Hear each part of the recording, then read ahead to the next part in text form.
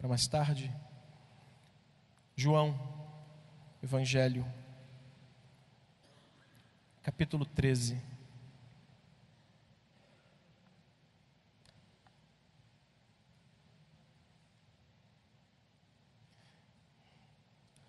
João, capítulo 13, Evangelho.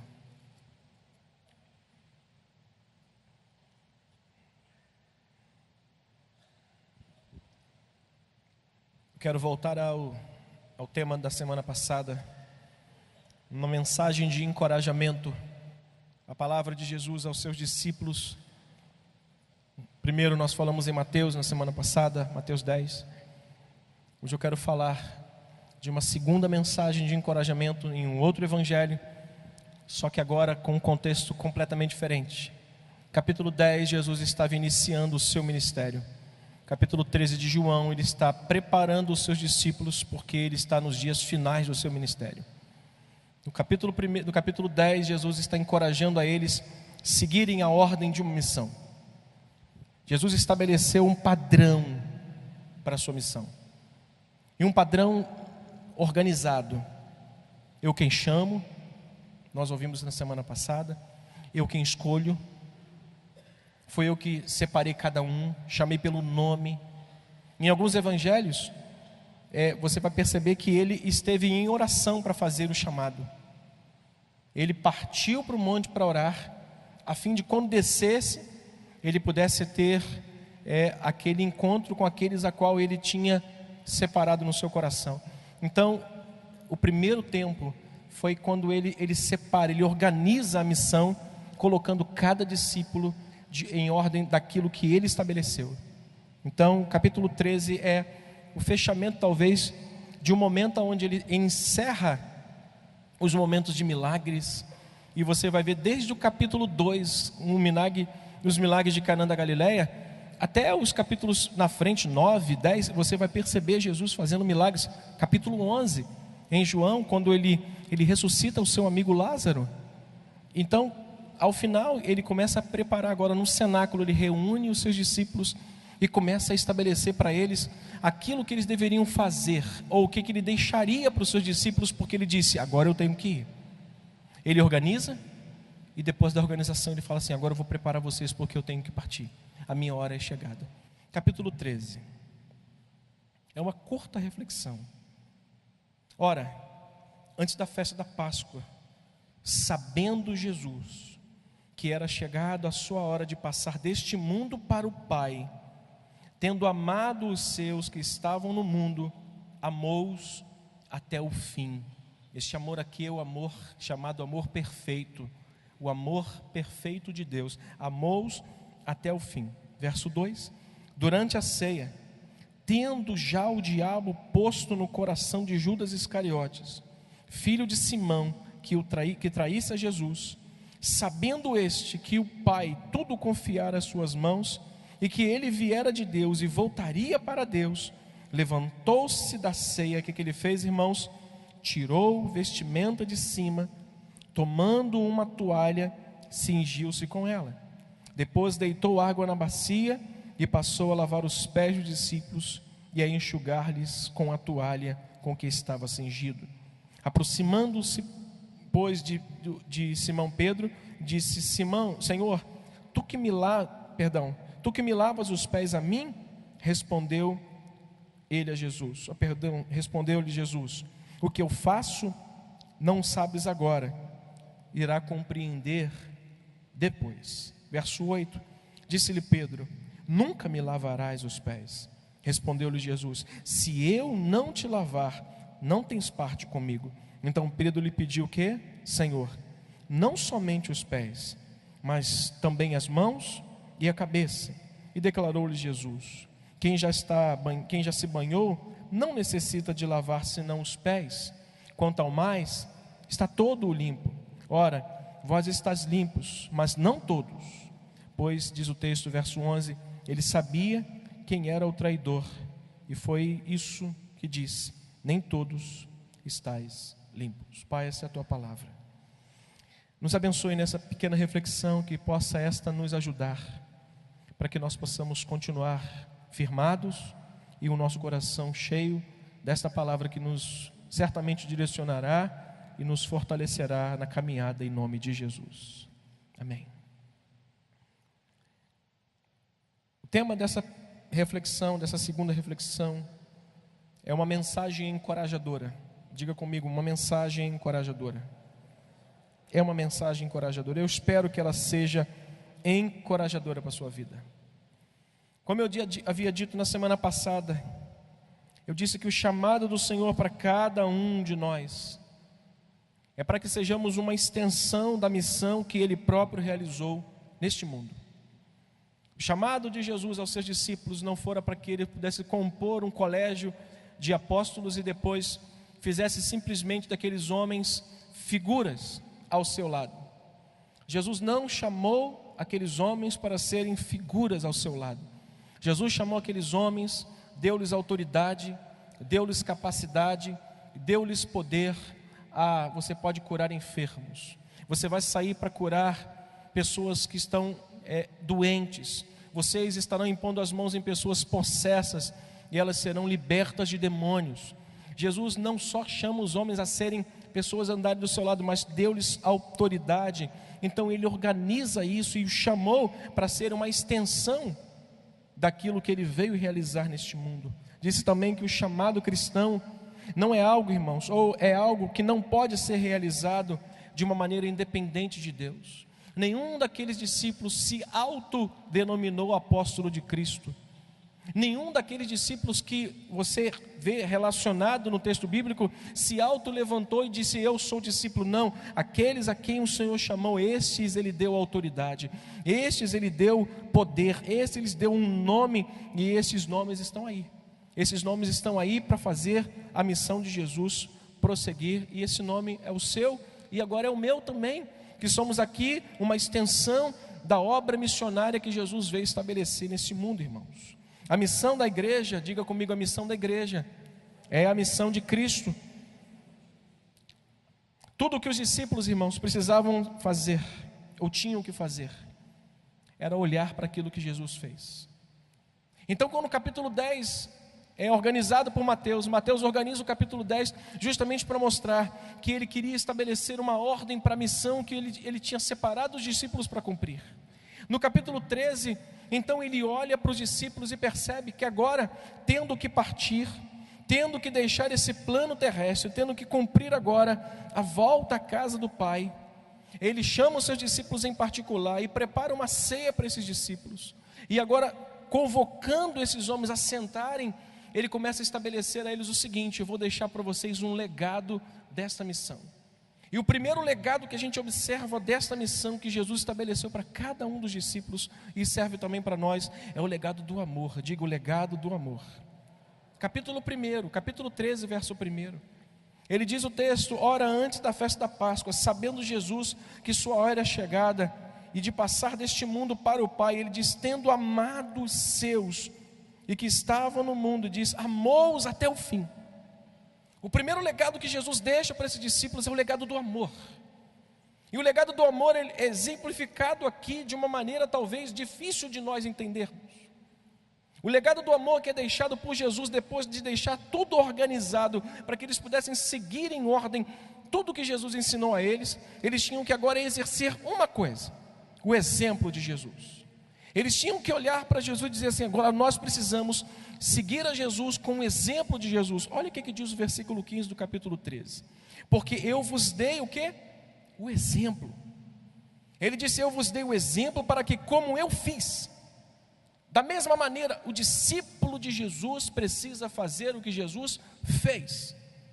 Nem mais, nem menos. Nós precisamos, como discípulo de Jesus, fazer o que Ele fez, nada mais. Se Jesus te obrigar a caminhar com Ele uma milha, vá, porque isso é o papel de um discípulo. Se Ele disser para você caminhar 2, vá, porque isso é um papel de discípulo. Agora, o que Jesus não mandou você fazer, não faça. Porque o papel dos discípulos era fazer o que Ele fez, como diz o texto, porque eu vos dei o exemplo. Para quê? Para que, como eu fiz, vocês façam da mesma forma. O legado do amor deixado por eles não é fácil. Deixa eu pensar com os irmãos rapidinho aqui. O primeiro legado foi o exemplo que Jesus deixou. O dever de um discípulo é saber expressar o perfeito amor de Deus, mesmo com aqueles que não lhe desejem bem. Olha o que Jesus deixa, além de uma ordem missionária. Ele deixa um legado de exemplo, ele deixa um exemplo de amor a quem não quis bem a ele. Versículo 3, sabendo este que o Pai tudo confiara nas suas mãos e que viera de Deus e voltaria, levantou-se da ceia e tirou a vestimenta de cima e tomando uma toalha, cingiu-se com ela. Depois diz o verso 5, depois deitou água na bacia, passou a lavar os pés dos discípulos. Quem estava no meio desses discípulos? Aquele que intentara no coração desde o início atraí-lo. O discípulo de Cristo, irmãos, seguir como discípulo de Cristo implica anularmos a nós mesmos, implica a gente colocar de lado todo o pensamento que nós temos sobre nós mesmos, todo o pensamento de justiça própria, todo o pensamento que talvez tenhamos no coração de querer retribuir mal com mal, dar a mesma paga que nos deram. Jesus deixou um legado aos seus discípulos e diz: tudo o que eu fiz, façam. O meu exemplo, sigam. Porque o discípulo não está acima do seu Senhor. Quando ele o chama lá atrás, ele mostra quem ele chamou, ele mostra as diretrizes do seu chamado, ele mostra o custo que é servi-lo, mas ele mostra uma coisa também. Ele apresenta que lá na frente nós teríamos que ser com ele parceiros no sofrimento. Nós temos que ser com Jesus parceiros na sua luta, parceiros nas suas aflições, como Paulo disse em Colossenses capítulo 1, 24. Nós temos que ser parceiro do Senhor, não só nos momentos de glória, mas no momento de dor e sofrimento, e Ele nos fim nos recompensará, como falou isso lá no capítulo 10, no fechamento, no versículo 34. Portanto, irmãos, seguir como discípulo de Cristo implica em revestir-nos daquilo que um dia nós recebemos. E o que nós recebemos? Perdão. Nós recebemos perdão, e o que de graça nós recebemos, de graça nós devemos dar. Quer ver um texto fascinante? É quando Jesus apresenta uma parábola do credor incompassivo. Um homem que chega a Jesus contando uma parábola, que chega ao rei e diz: rei, o senhor está me prendendo porque eu lhe devo um dinheiro. Tem misericórdia de mim, porque eu te pagarei tudo o que eu te devo. O rei teve compaixão daquele servo, e tendo compaixão daquele servo, o libera e diz: vá embora. Ao mesmo instante que ele sai, ele encontra-se com um seu devedor. Ele encontra-se com alguém que devia talvez para ele o menos que ele devia para o rei, mas ele disse: paga-me o que me deves, senão eu te prendo. E aquele homem pedir a mesma coisa que ele pediu para o rei, e ele disse: você, nada disso, tu vai me pagar, enquanto não me pagar, eu não te solto. Isso chegou ao conhecimento do rei. O rei disse: por que você não agiu da mesma forma como eu agi com você, com aquele que estava te devendo? Quer ver o texto? Mateus capítulo 18, a conclusão dessa história, Mateus 18. Olha o que está escrito nesta palavra para a nossa vida. Pastor, isso é uma palavra de encorajamento? É sim, daqui a pouquinho você vai entender. Mateus 18, verso 32 ao 35 diz: então o seu senhor, chamando, lhe disse: servo malvado, perdoei-te aquela dívida toda porque me suplicaste. Não devias tu igualmente compadecer-se do teu conservo, como também eu me compadeci de ti? Verso 34. E indignando-se o seu senhor, entregou aos verdugos até que lhe pagasse toda a dívida. Verso 35, você pode ler comigo? Assim também o meu Pai Celeste vos fará, se do íntimo não perdoardes cada um a seu. O que implica então ser um discípulo de Jesus? Ter o amor perfeito, ter esse mesmo amor que Jesus ensina no capítulo 13. Este foi o legado que Jesus deixou para os seus discípulos, o legado de um amor perfeito, irmãos. Um amor que a gente não consegue mais olhar para uma pessoa, mesmo que nos faça muito mal, mesmo que essa pessoa tenha nos pisado muito, mesmo que essa pessoa tenha nos humilhado em demasia, nós não conseguimos olhar para essa pessoa. Por quê? Porque um discípulo de Cristo vive o exemplo de Cristo, e Jesus estava à mesa com o traidor. Jesus estava à mesa com alguém que logo depois iria o trair. Jesus estava à mesa com aquele que estava tramando um golpe contra ele, e ele o amou com amor sem fim. Ele prepara a ceia para ele, ele pega e cinge o seu corpo, ele bota uma toalha e lava os pés daquele que o traíra. Meus irmãos, para ser um discípulo de Cristo implica em nos revestirmos do que recebemos, revestimos do perdão. Libera o seu coração. Há pessoas doentes na igreja, amarguradas na igreja, porque não liberam perdão. Um discípulo de Cristo deve fazer aquilo que Jesus fez. Diga, um discípulo de Cristo deve fazer o que Jesus fez. Meus irmãos, nos tornaremos um bom exemplo de amor perfeito, quando esse perfeito amor de Cristo for manifesto primeiro do que as nossas atitudes. Quando começou a ceia? Antes ou depois? Antes. Às vezes nós queremos manifestar o nosso amor com atitudes, mas o nosso amor não é manifesto só com atitudes. Jesus nos ensina que o verdadeiro amor que Ele ensinou e deixou para os discípulos foi manifesto antes dele lavar os pés daquele homem. Ele o amou. Há uma história muito engraçada de um jovem pastor que tinha um pai que era o sênior da igreja. E esse pastor sempre dava oportunidade para o seu filho fazer os cultos. Ele era responsável por grande parte das coisas que aconteciam na igreja. Ele ficava naquela parte administrativa e cuidava das demais coisas. E esse pai percebeu que o seu filho tomara uma proporção muito estranha no meio da congregação. As pessoas não gostavam dele. Os membros da igreja não gostavam desse jovem pastor. Ele era uma pessoa extremamente orgulhosa. Ele era uma pessoa extremamente dura. Não era aquela pessoa firme. Firmeza é uma coisa, dura é outra coisa.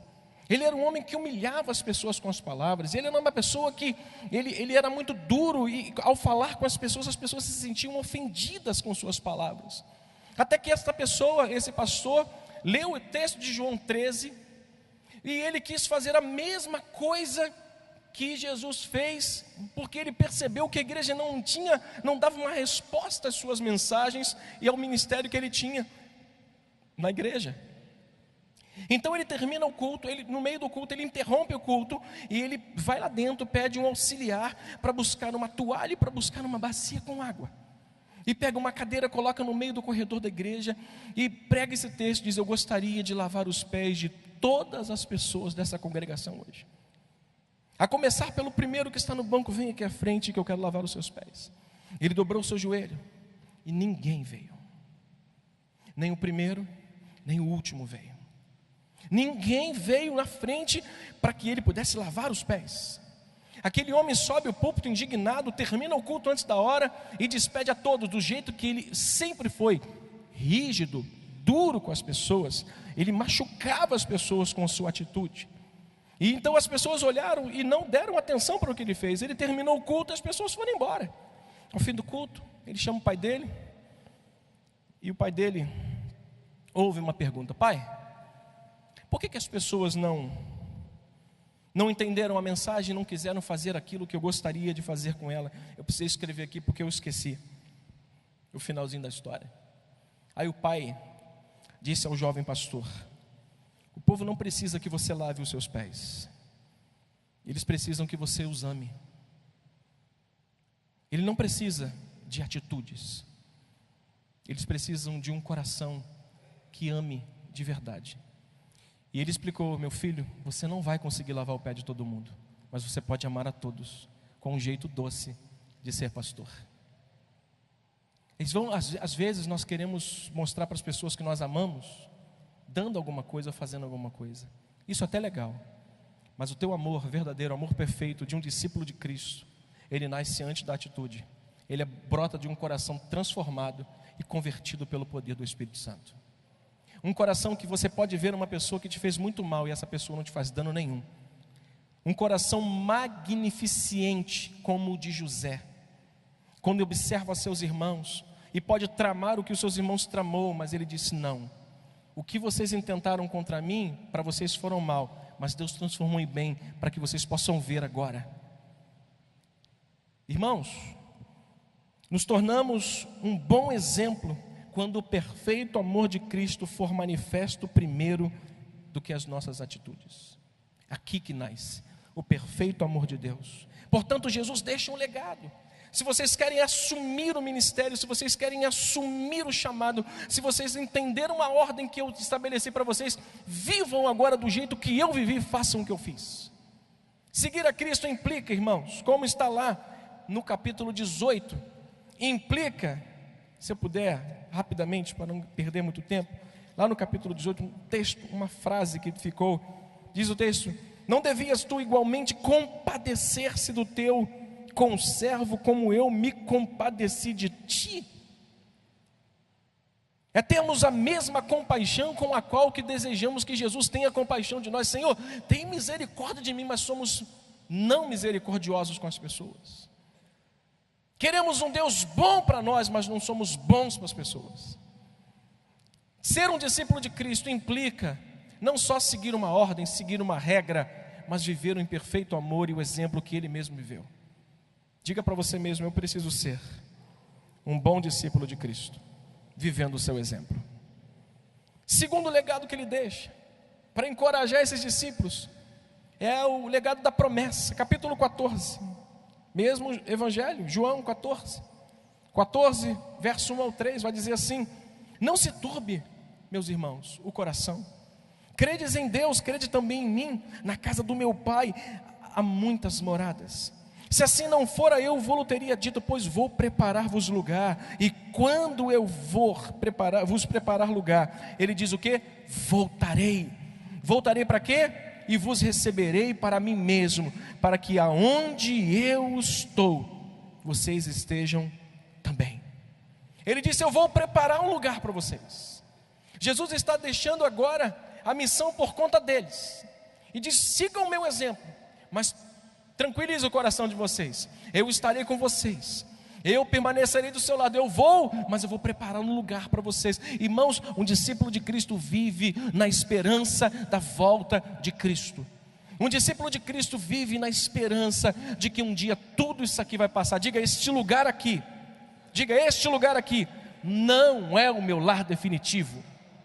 Você pode ter um endereço fixo, você pode ter um CEP, você pode ter 2 casas, 4 apartamentos, você pode ter uma casa de campo, uma casa de praia. O teu lugar não é aqui, nosso lar não é aqui. Jesus tem preparado um lugar melhor para nós. E quem quiser ficar com a chave da minha casa quando Jesus voltar, que fique e que pague as contas. Mas eu vou para um lugar onde Deus tem preparado para mim. Só que vai além disso. A palavra de Jesus, o legado dele, do exemplo e também da promessa, é que não só Ele preparou um lugar para nós, Ele deixou uma companhia para a gente. Ele disse: eu vou preparar um lugar para vocês, mas antes de preparar, antes de sair daqui, eu vou dizer para vocês: eu vou deixar uma pessoa do lado de vocês, que vos ensinará o que fazer, que te fortalecerá nessa caminhada. Quando vocês estiverem lá, borocochô, eu vou usá-lo para levantar vocês. Ele vai dizer o texto, versículo lá na frente, capítulo 14, verso 16. Ele diz: eu rogarei ao Pai. E lá no versículo 14, 15, ele diz: se pedires alguma coisa em meu nome, eu vou fazer. Pode ter certeza, eu estou lá, mas se vocês me pedirem alguma coisa, eu vou fazer. Aí ele vai dizer no versículo 15 e 16: se me amas, guardareis os meus mandamentos. E eu rogarei ao Pai, e Ele vos o quê? Vos dará outro Consolador, a fim de que esteja para sempre com vocês. Ou seja, Ele foi preparar um lugar, mas Ele disse: eu não vou deixar vocês sozinhos, porque vocês sozinhos, vocês não vão conseguir chegar aonde eu estou. Ele disse: eu vou preparar um lugar, mas eu vou deixar uma boa companhia com vocês, um outro Consolador. Ele não só prometeu um lugar, Ele não só prometeu uma companhia, Ele prometeu consolo, irmãos. Quantos de nós às vezes acordamos com vontade de dormir? É verdade ou não é, meu irmão? Eu estou mentindo? Tem dia que a gente acorda com vontade de dormir de novo, né? Mas não é de preguiça, não, é de desânimo. Seja verdadeiro. Você é crente mesmo? Senão você é verdadeiro. Quantos aqui de vez em quando sente um desânimo profundo na alma? É natural.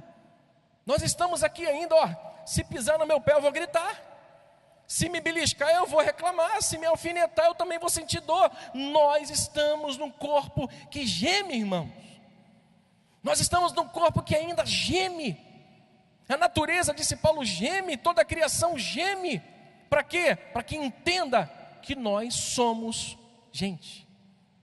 Nós somos seres humanos. Mas ele diz, tem consolo para vocês. Diga para você mesmo, eu tenho consolo da parte de Deus. Eu tenho um consolo. Ele disse, eu não vou deixar vocês sozinhos. Meu irmão, Deus não vai deixar a gente sozinho. Primeiro que a nossa pátria não é aqui. Se não é aqui, e Ele nos preparou um lugar, Ele vai deixar uma companhia para a gente. E ao mesmo tempo vai nos deixar um consolador. E vai nos deixar alguém que vai se colocar sempre à nossa frente. Olha a continuidade do texto, ele diz, o Espírito da verdade. Que o mundo não pode receber. Por quê? Porque não vê, nem o conhece. Leia comigo o resto do versículo. Vós o conheceis, por quê? Porque habita convosco e estará com vocês para sempre. Diga glória a Deus. Diga glória a Deus mais alto, meu irmão. Ele não só habita em nós, Ele está conosco. A gente está lá meio desanimado, meio borocochô, daqui a pouco o Espírito Santo, rapaz, acorda. Aí Deus envia anjo para visitar a tua casa, Deus envia alguém para ligar para você e falar assim, meu irmão, Deus é contigo. Envia uma mensagem por internet, por zap, e diz essas coisas servem até para isso, né? Aí, irmão, Deus é contigo, isso é o Espírito Santo te consolando, meu irmão. Eu falava hoje com Caleb, ali fora, que eu estava conversando numa roda de pastores, e eu sempre tenho um costume, quem passa e me conhece sabe, que eu sempre quando encontro com alguém, eu falo assim, ei, tudo bem, como é que você está? É uma frase pronta que eu tenho. E aí, tudo bem, como é que você está?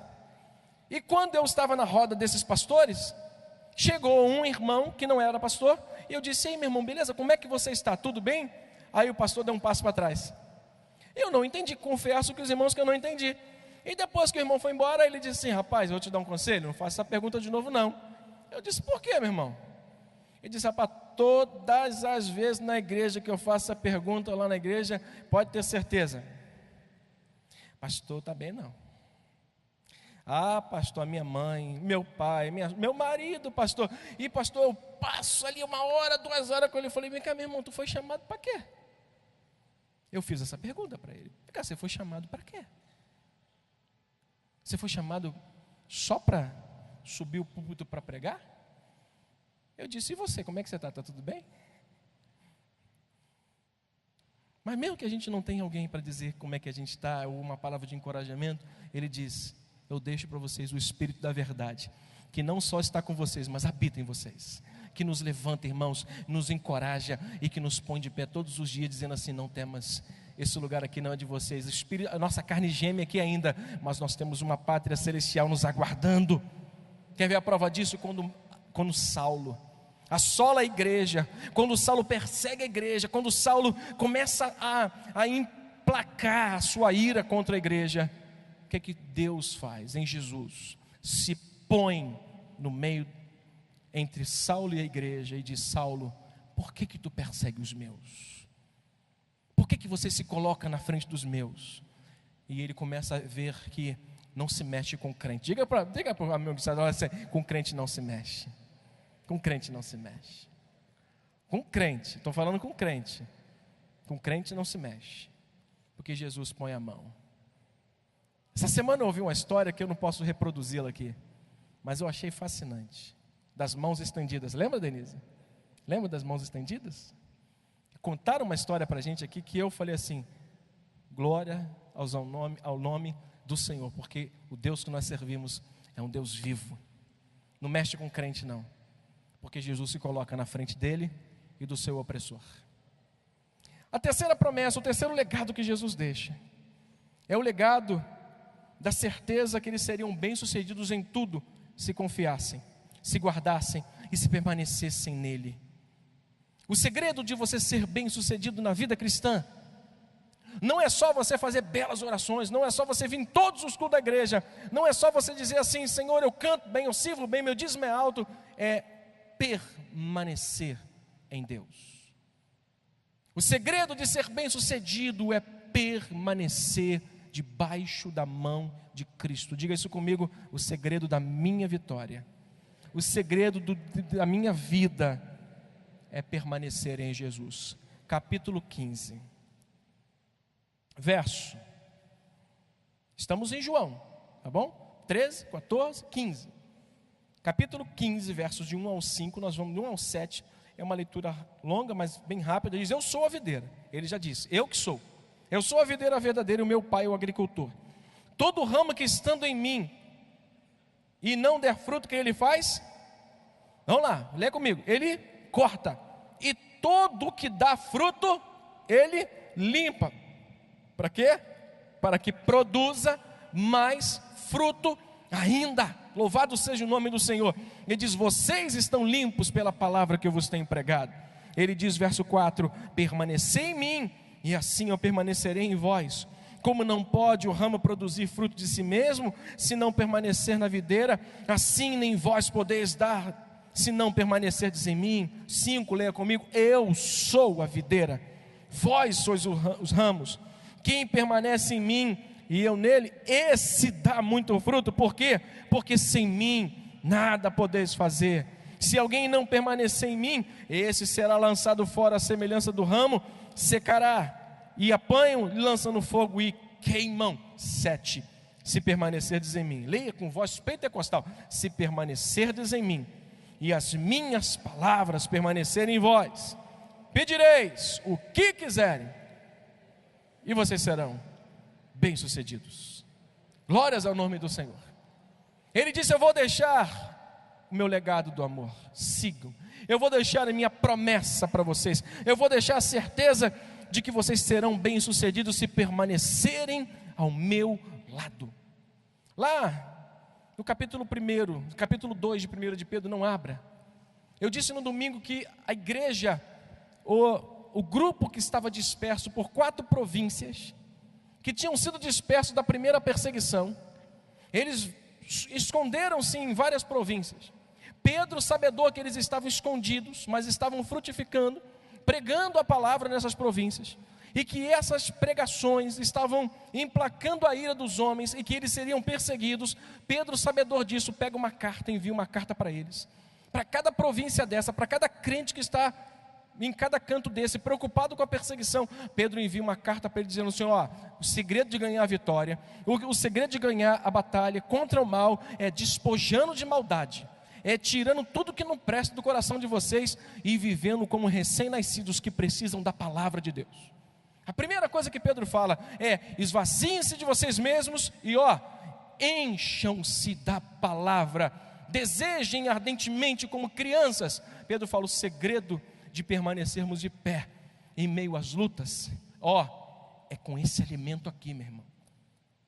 Não tem reza forte, não tem oração da irmã Mariazinha, não tem oração do pastor que é fogo puro, que é o raio-x de Jeová. Não tem, meu irmão. O que sustenta um crente em meio à perseguição é a palavra. O caráter do Filho de Deus foi aprovado na tentação.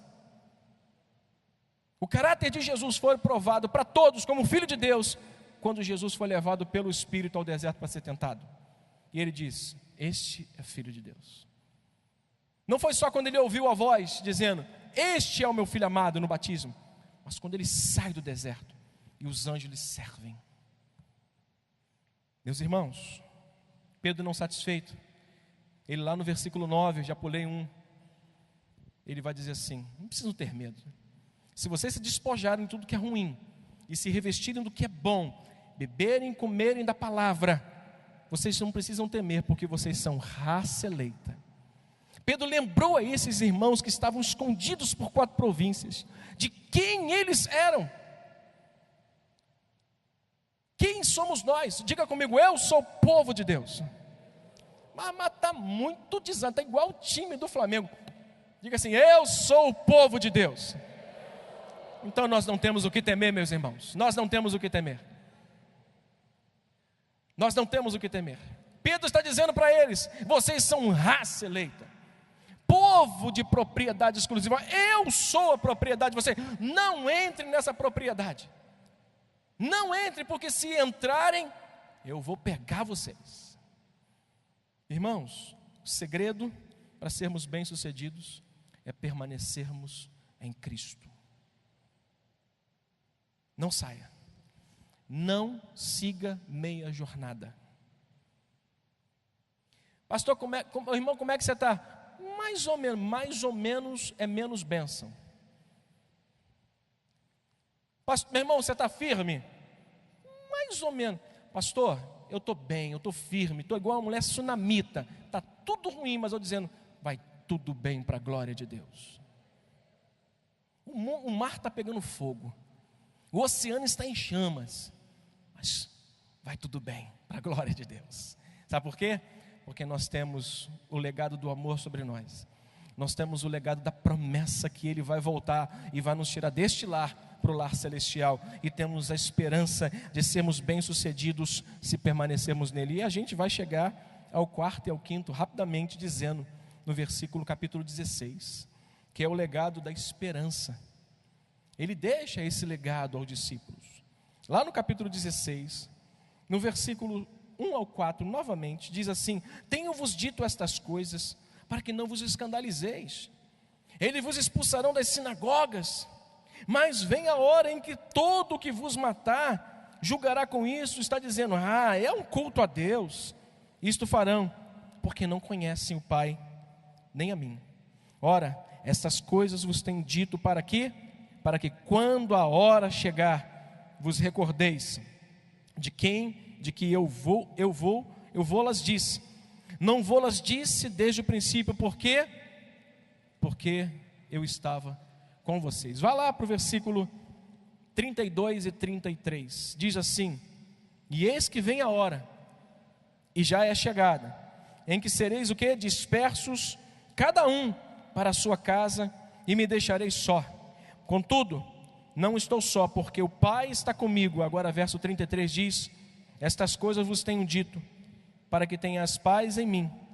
No mundo passais por aflições, mas tende bom ânimo, eu venci o mundo. Glórias ao nome do Senhor. Ele diz: eu vou deixar para vocês uma esperança. Eu vou deixar uma esperança para vocês suportarem as tribulações. Versículo de 1 ao 4. Eu vou recordar vocês de tudo, mas eu vou dar esperança para vocês suportarem essas aflições. Mas eu vou dar também uma esperança para vocês terem paz no meio da tribulação. O que Jesus está dizendo? Que na nossa caminhada não teremos ausência de tribulação. Diga comigo, na minha caminhada, eu não terei ausência de lutas. Diga, palavra encorajadora, hein, pastor? O que Jesus dá aos seus discípulos é um legado de esperança, mas não dá falsa esperança. Uma coisa é Jesus falar assim: no mundo vocês vão ter paz, sossego, paz e amor o tempo todo. Jesus não está dizendo para eles que eles teriam ausência de luta, né, irmã Geralda? Não é verdade, irmã Geralda? Eu ouvi o seu testemunho hoje, eu conheço um pouquinho. Pastor, enfermidade não, pare de sofrer, você está amarrado em nome de Jesus. Eu não aceito enfermidade para a minha vida. Uso um óculos com um grau de miopia enorme. Toma um remédio para pressão que eu não sei, miligramas altíssimas. Irmão, nós estamos num corpo terrestre. Jesus não está prometendo paz sem tribulação. Ele está dizendo: no mundo tereis aflições, mas eu vos dei a paz. Ele nos deixou uma esperança. Ele nos deixou um intercessor. Finalizo com o capítulo 17. Somente o versículo 9 e o 10 diz assim: é para que eles, é por eles que eu rogo. Ele disse: eu vou, mas eu vou ficar aqui intercedendo por vocês. Olha o verso 9, leia comigo por gentileza. É por eles que eu rogo. Não rogo pelo mundo, mas por aqueles que me deste, porque são teus. Ora, todas as minhas coisas são tuas, e todas as coisas são minhas, e neles eu sou glorificado. Que Deus nos ajude nessa nossa missão. Eu escrevi no final: o chamado cristão é uma missão que exige disposição para testemunharmos de Cristo até o fim. Exige de nós disposição, porque as ferramentas para a gente suportar, Jesus deixou. O amor, a promessa, a certeza, a esperança e a intercessão. Nós não estamos sozinhos. Diga: eu não estou sozinho. Vamos orar. Nosso Deus e nosso Pai, queremos louvar o Teu nome por esta oportunidade de nos debruçarmos novamente diante da Tua palavra. Tem sido enriquecedor para minha alma, Senhor. Me debruçar a Tua palavra tem sido enriquecedor para o meu coração. E assim eu quero dividir com esses irmãos aquilo que julgo ser importante, Senhor, para cooperar com o crescimento desta igreja. Por isso, abençoa os nossos corações, hoje e sempre com esta palavra, e que permaneçamos juntos até o fim, em o nome de Jesus. Amém.